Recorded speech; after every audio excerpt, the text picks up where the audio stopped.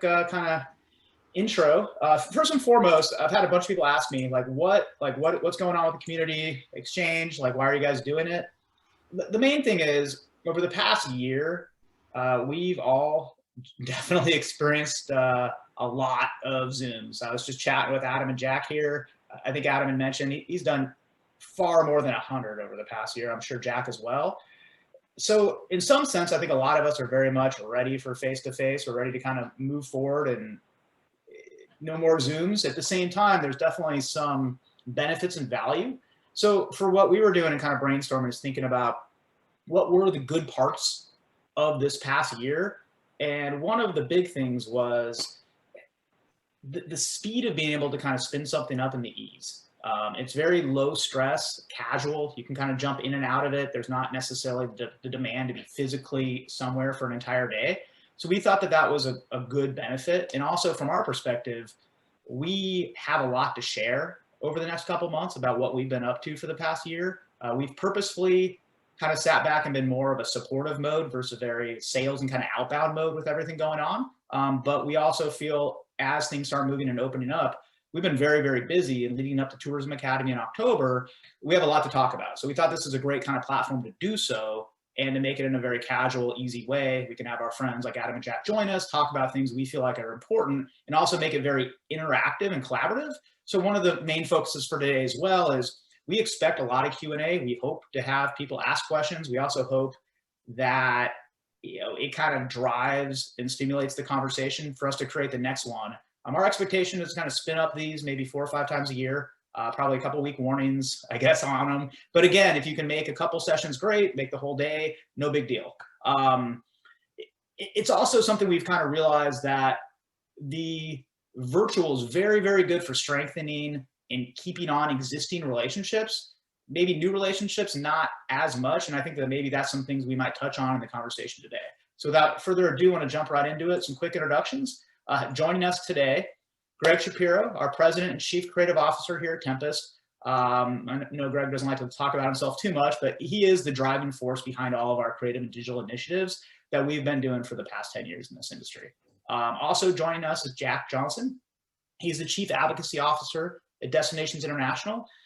And I'm just really excited from a personal perspective here to have Adam and Jack, because from my perspective, they are the two thought leaders in this industry and really influential for everything we do here at Tempest as we kind of look forward. So I'm super stoked to have you guys here today. And so Jack and his work on kind of transitioning and transforming the conversation around destination organizations to be a shared value in the community, it's instrumental on not only where we are today, but where we're going and the health and strength. And with that, we also have Adam joining us. And for those who don't know Adam, we like to call him Adam the Axeman Sax. You see him there with the guitar.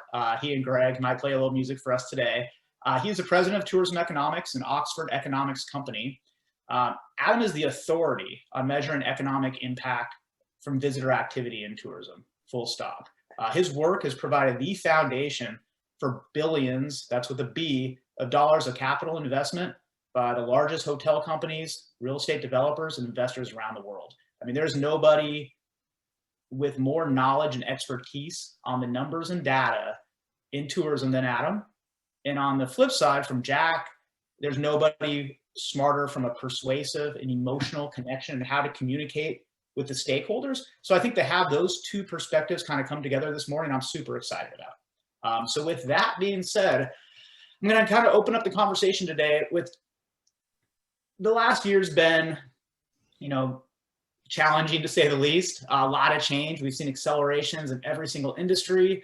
We've kind of felt our industry move forward very, very fast. Things that we've talked about happened really quickly.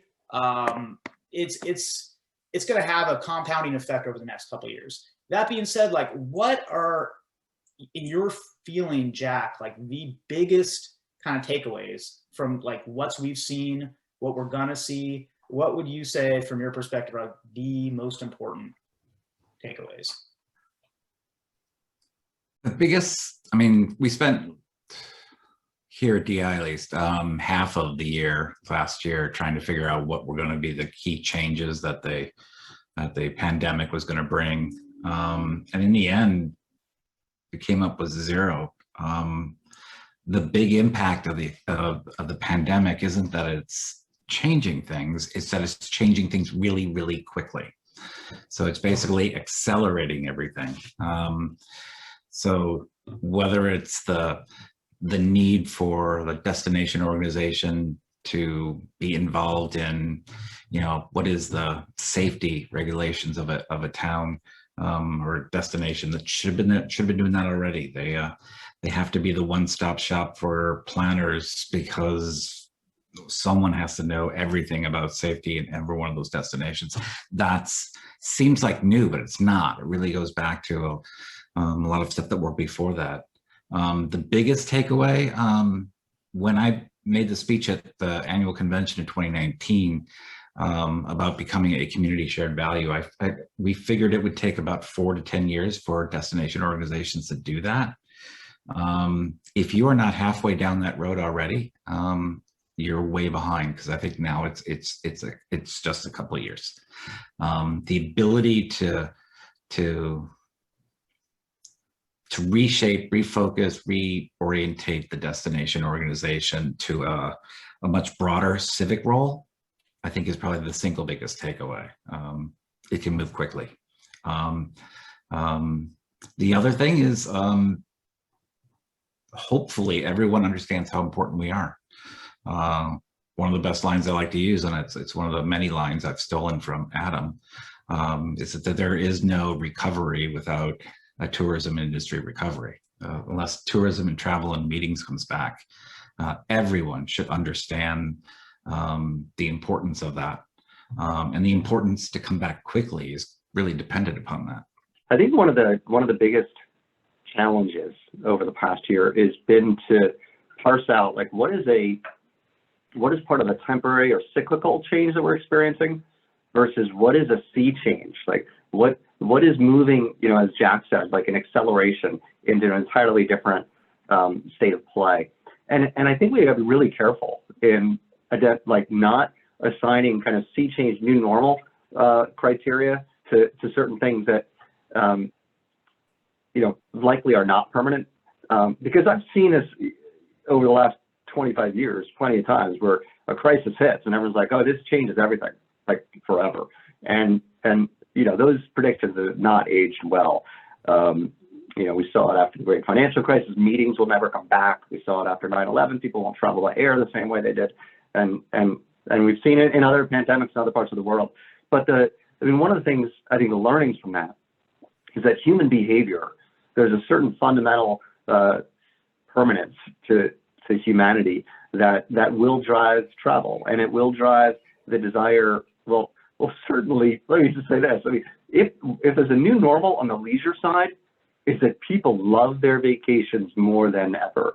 And so when I would say, like, what's the positive on the leisure side, it's like you've never had a more loyal, dedicated market for leisure travel than you will have, moving forward from this point on, because people had something taken away from them that they previously took for granted, right? And so that, I think that's going to drive the leisure market in a substantial way. Now, it's going to be among a more finite set of destinations over the next, say, 6 months as urban markets continue to struggle to the benefit of outdoor-based destinations. But nevertheless, the fundamental driver of what motivates people to travel for vacations is like stronger than ever. In China, they have a character that describes what they call revenge tourism, and I think it's a fantastic concept that this sort of like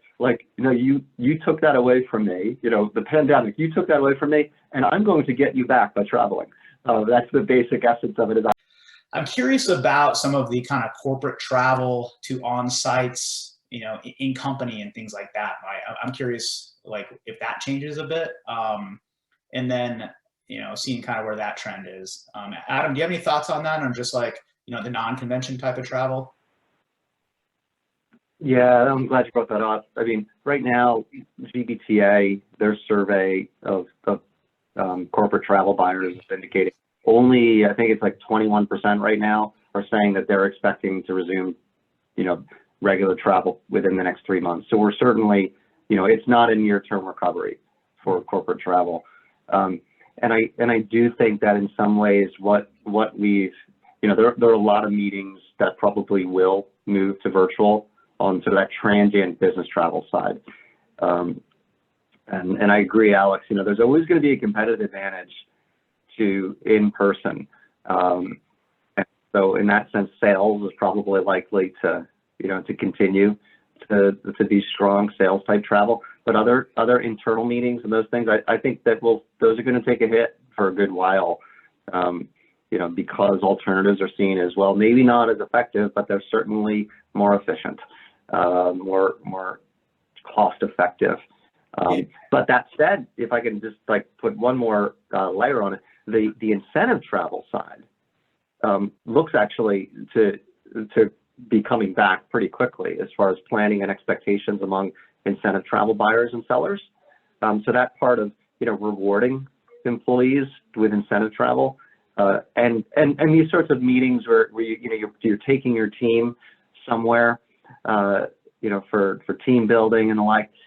That I think also is something that is going to survive and prosper. I think will happen, Jack, and you're seeing happen, and how restructuring. Of course, unfortunately, many organizations have had to shrink down size. They'll be rebuilding themselves up over the next couple of years.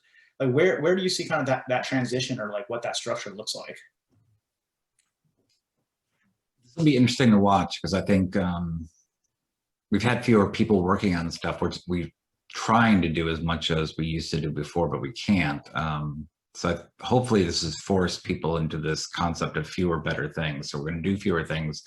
We're going to focus on what really makes the difference. Hopefully they're bringing back, if I was running a destination organization, I would have someone who can deal with advocacy and community outreach. I think that's a critical position. I still think that trends of everything going digital and that digital conversion have just also increased dramatically. I'd want someone who understands data. Competence in those three areas are, I think, pretty big. In terms of traditional, on the meeting side, I think I would staff up first with services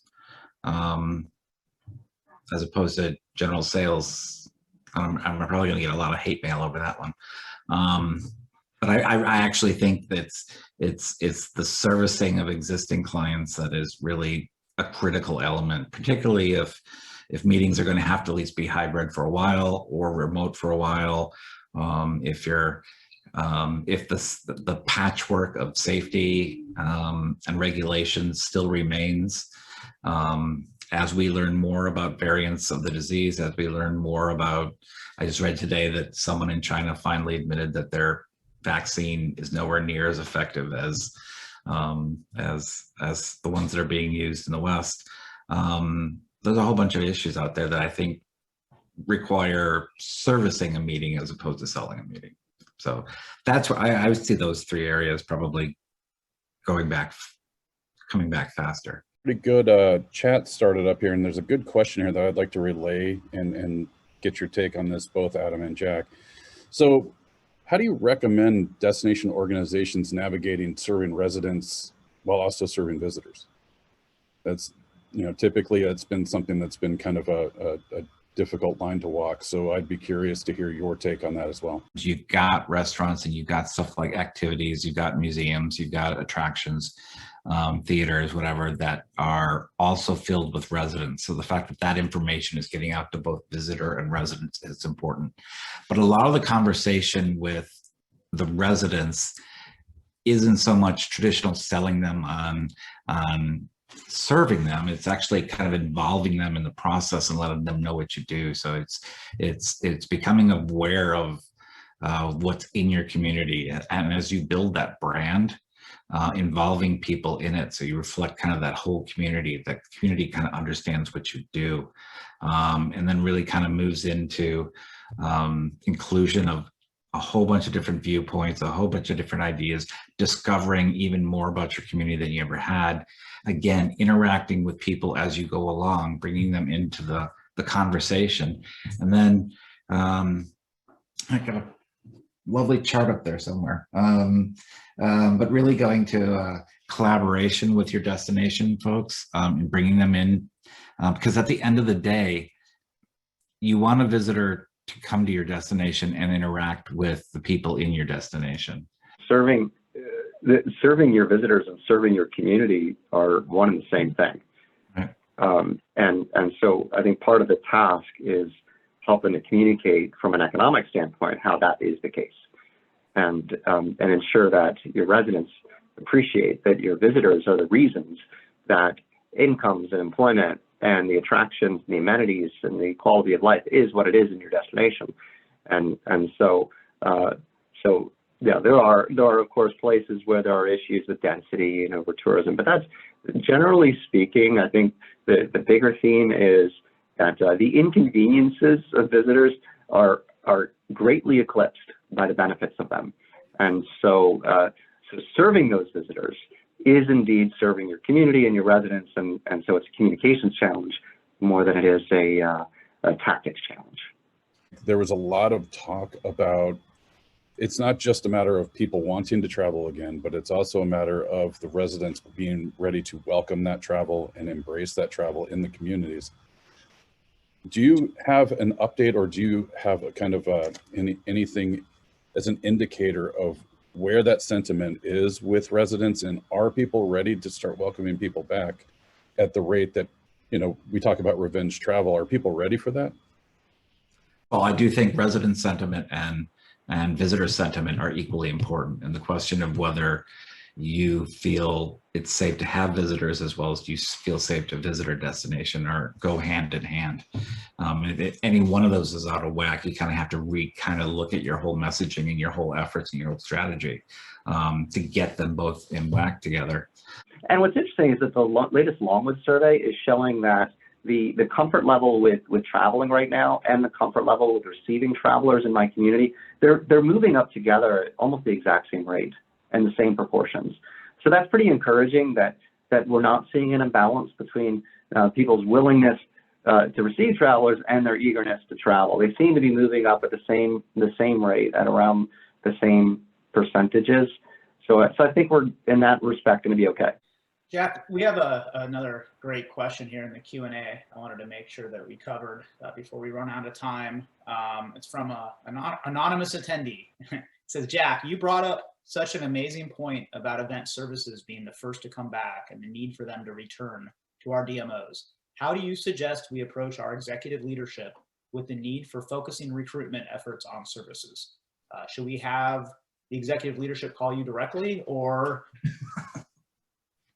Like I said, I'm probably gonna get a lot of hate mail. And just so people understand where I come from, Chicago, where I spent 18 years working for the convention center and another, 7 years working for the Bureau, was for a long time an expensive, hard to work city for meetings and conventions.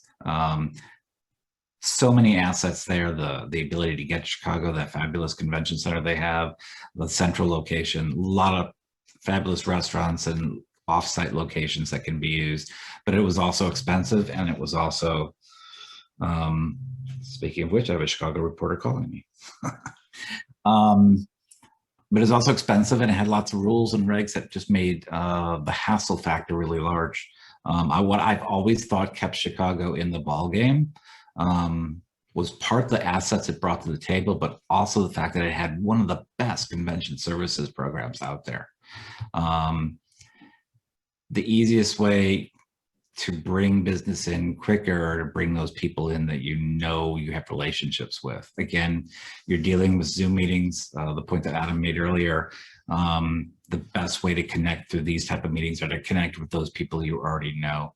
I think if I was in the service division, I would be pulling together a strategic plan on how we're going to reach out to all those. And these are all the services that we have, including being the single source of information on all safety protocols and standards that exist within your community, who's open, who's not, being that source of information for everything about the destination, not just, where to have a meeting, but, what's the reliability of being able to hold a meeting, and these are the current, you still need to be 6 feet apart and stuff like that. Until all the destinations kind of get on the same page in terms of their health regulations and their protocols, I think that even drives services even more. And that's an easy way to make the case that information has always been the most powerful, widely traded commodity. And I think services is a way of offering that forward. That's my thoughts. Otherwise, just have your boss call me.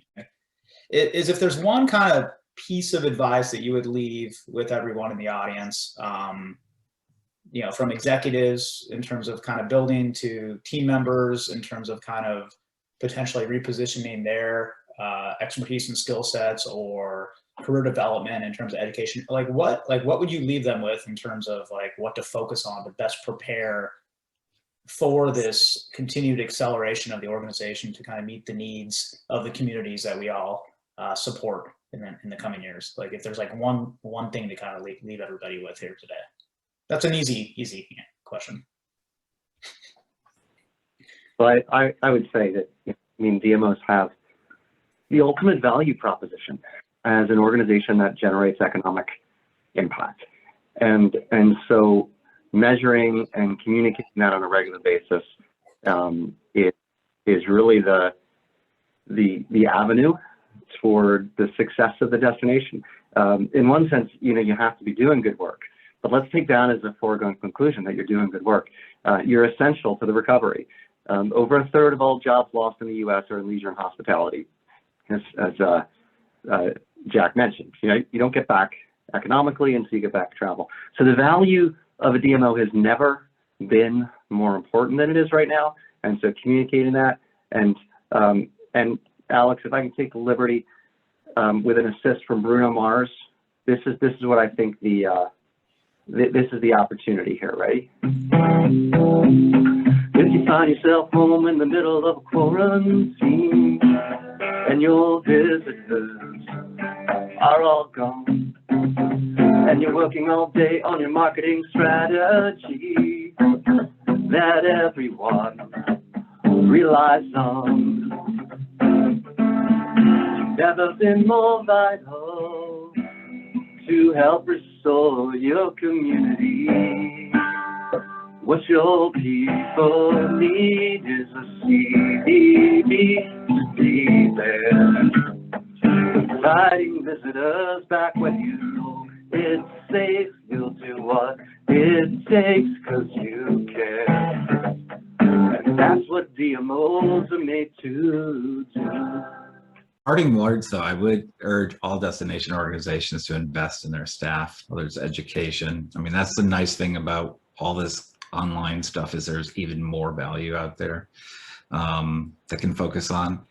And the data point that has caught my attention lately and that I've just kind of been buzzing around my head is, what is it, $1.6 trillion in extra savings that Americans have, which is bad news for credit cards since their balances are getting paid off. But and if they're your sponsors, raise a red flag there. But that's potential fuel to boon a real strong recovery. I think I would jump in on something that's a little different. I've been thinking about this from more of a psychology perspective, and one of the things that I think DMOs are uniquely positioned to be able to do, I feel like there needs to be a certain amount of leadership from a psychology perspective to get some people going again and get them believing that we can do this. Because, if you're watching, news and you're keeping up with these things, and this has been a long lockdown, things have been going on that, we've never experienced before. I think there's a lot of hesitancy. I think there's fear. I think there's a lot of things that could be helped and solved by some positive, welcoming leadership and things to just say, hey, it is okay to get back out here and do this. And when the time comes and when it's appropriate, I think, you know, the DMOs really could be that welcoming force that could lead that there's going to be a lot of people that I think need to get over that hump. Just, you know, and it's anecdotal, but, you know, talking to a lot of people and feeling sentiment out, you know, just in the streets of Philly, I feel like there's just that hurdle too, where there's a large section of people that are still, you know, they've got some fear and they've got some, you know, some things that they're, you know, reserved about. So, you know, moving forward, I just feel like being positive and really, you know, showing that leadership that, yes, we can get out here and we can do this, I think is going to be a critical piece as well. I agree. It's a great opportunity for destination organizations to step into. Yeah, the future is definitely bright. There's a very, very bright light at the end of this tunnel. You know, we've been very, I guess, cautiously optimistic for so long. I feel like now's the time to really be looking forward. We're not through it yet, the tunnel, and that's important to also understand, but we are very, very close. I wanted to say very personally, thank you so much, Jack and Adam. That was tremendous.